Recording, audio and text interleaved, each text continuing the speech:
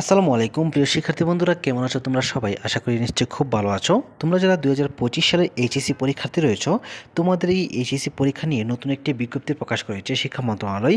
একটু বিস্তারিত পড়লে তোমরা সম্পূর্ণ বুঝতে পারবে। এখানে দেখতে পাচ্ছ টাইটেল করা হয়েছে, একটি নিউজে উল্লেখ করা হয়েছে এইচএসসি পরীক্ষার কেন্দ্র তালিকা প্রকাশ। একটু বিস্তারিত যদি পড়ি তাহলে তোমরা সম্পূর্ণ বুঝতে পারবে। 2025 খ্রিস্টাব্দের এইচএসসি ও সমমান পরীক্ষার কেন্দ্রের তালিকা প্রকাশ করেছে ঢাকা মাধ্যমিক ও উচ্চ মাধ্যমিক শিক্ষা বোর্ড। তালিকায় কেন্দ্রের কোড নম্বর, কেন্দ্রের আওতাধীন কলেজের নাম, কলেজের কোড নম্বর, কেন্দ্রের ভারপ্রাপ্ত কর্মকর্তা, তত্ত্বাবধায়ক কর্মকর্তা ইত্যাদির বিবরণ রয়েছে।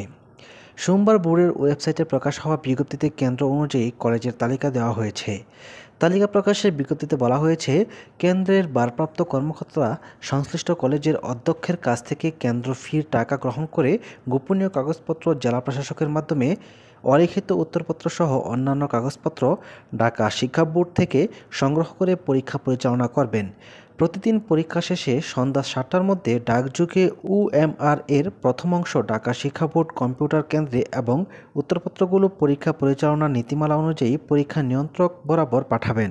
বেনু কেন্দ্রগুলো মূল কেন্দ্র থেকে টাকা ও প্রয়োজনীয় কাগজপত্র গ্রহণ করে পরীক্ষা পরিচালনা করবেন এবং পরীক্ষা শেষে এ সংক্রান্ত যাবতীয় কাগজপত্র মূল কেন্দ্রের ভারপ্রাপ্ত কর্মকর্তার কাছে জমা দেবেন। জেলা সদরে জেলা প্রশাসক এবং উপজেলায় উপজেলা নির্বাহী অফিসার পরীক্ষা কেন্দ্রের তত্ত্বাবধায়ক কর্মকর্তা হিসেবে দায়িত্ব পালন করবেন।